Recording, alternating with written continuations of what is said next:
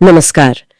आज हम एक ऐसे केस पर बात करेंगे जिसने सबको दहला दिया था, श्रद्धा वालकर हत्याकांड। जी, ये मई 2022 की घटना है, दिल्ली के छतरपुर इलाके की। हाँ, और आज हम इसी की परतों को खोलने की कोशिश करेंगे। जो भी जानकारी हमें मिली है न्यूज रिपोर्ट से, ऑनलाइन डिस्कशन से और लीगल अपडेट से। बिल्कुल, मकसद यही है कि इस केस की जो मुख्य बातें हैं और इसका जो असर हुआ उसे समझें। तो शुरुआत कहां से हुई थी इस कहानी की? ये कहानी असल में 2019 में मुंबई में शुरू हुई। श्रद्धा वालकर और आफ्ताब पूनावाला वो बम्बल ऐप पर मिले थे, राइट? हाँ, बम्बल ऐप पर।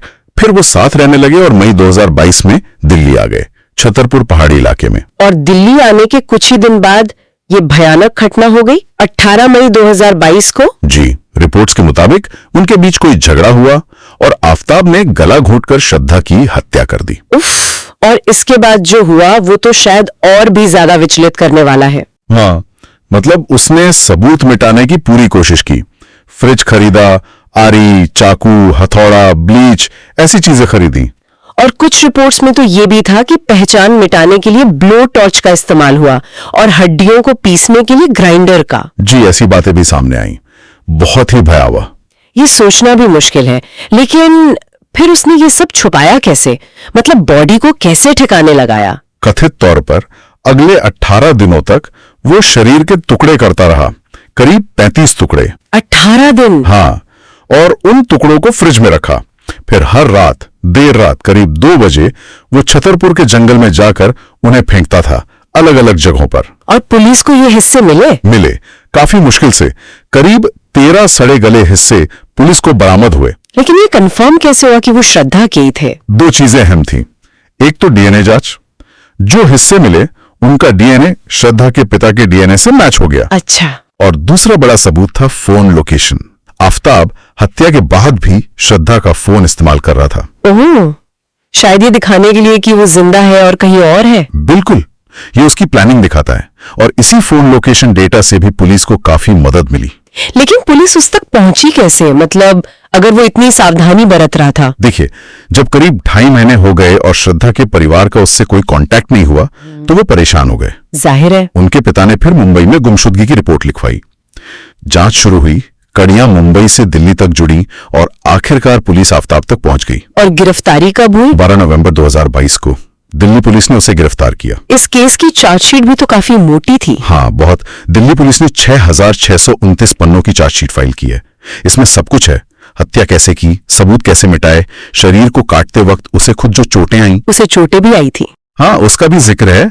और फिर सारे डिजिटल सबूत, phone records, location data, online shopping की डिटेल्स, सब कुछ। इस केस ने मीडिया में भी बहुत ज्यादा सुर्खियां बटोरी थी। मतलब हर तरफ यही चल रहा था। बिल्कुल, और इसी वजह से मतलब मीडिया कवरेज इतनी ज्यादा थी कि अदालतों को इंटरवीन करना पड़ा। अच्छा, क्या हुआ था? अप्रैल 2023 में दिल्ली हाईकोर्ट ने एक आदेश दिया। उन्होंने मीडिया को चार्जशीट के कुछ हिस्सों को, मतलब जो बहुत सेंसिटिव थे, जैसे नार्को टेस्ट के वीडियो या दूसरे डिजिटल रिकॉर्ड्स, उन्हें दिखाने से रोक दिया ताकि फेयर ट्रायल हो सके। एग्जैक्टली, ताकि आफ्ताब का जो निष्पक्ष सुनवाई का अधिकार है वो प्रभावित ना हो। यह हमेशा एक मुश्किल बैलेंस होता है। सही कहा। तो आफ्ताब अभी कहाँ है और केस का स्टेटस क्या है? वो तिहाड़ जेल में है। मार्च 2024 में कोर्ट ने उसे दिन में 8 घंटे सेल से बाहर रहने की इजाजत दी थी, पहले सिर्फ 2 घंटे दी। और ऑनलाइन भी इस पे काफी बातें हुई, जैसे रेडिट वगैरह पर। हाँ, खूब चर्चा हुई, खासकर टाइमलाइन को लेकर, उसके तरीकों को लेकर।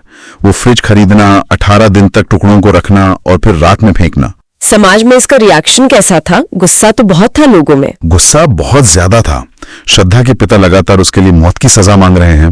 नेशनल कमीशन फॉर वुमेन ने भी इस पर चिंता जताई थी। लिव इन रिलेशनशिप के खतरों को लेकर रिपोर्ट भी मांगी थी पुलिस से। हाँ, इसने लिव इन रिश्तों पर एक बहस जरूर छेड़ दी थी। बिल्कुल, और एक और एंगल था इसका, क्योंकि ये एक इंटरफेथ मामला था। हाँ, तो कुछ ग्रुप्स ने इसे लव जिहाद से जोड़ने की कोशिश की। और लिव इन पर कानूनी पाबंदी लगाने की बातें भी हुई। ये जरूरी है कि हम साफ करें कि हम सिर्फ ये बता रहे हैं कि ऐसी प्रतिक्रियाएं आई, हम इनका समर्थन नहीं कर रहे हैं। जी बिल्कुल, ये सिर्फ रिपोर्टिंग है कि समाज के कुछ वर्गों में ऐसी चर्चा भी हुई।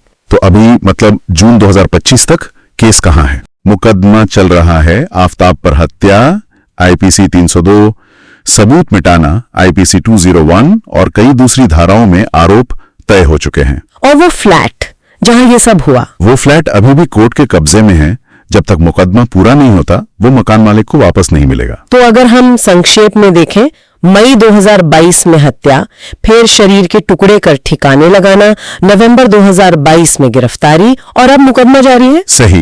ये केस अपराध की क्रूरता की हदें दिखाता है, इन्वेस्टिगेशन की कॉम्प्लेक्सिटीज और समाज पर इसका कितना गहरा असर पड़ा ये सब सामने लाता है। इसने रिश्तों को लेकर, सेफ्टी को लेकर और हमारे जस्टिस सिस्टम पर भी कई सवाल खड़े किए हैं। बिल्कुल। और आखिर में ये एक सवाल छोड़ जाता है सोचने के लिए कि ऐसे सेंसेशनल मामलों में जहां मीडिया और पब्लिक का इतना ज्यादा ध्यान हो, वहां मीडिया कवरेज और आरोपी के फेयर ट्रायल के अधिकार के बीच वो सही संतुलन कैसे बने, खासकर जब सेंसिटिव सबूतों को पब्लिक करने का इतना प्रेशर हो। ये वाकई एक बड़ा और जरूरी सवाल है।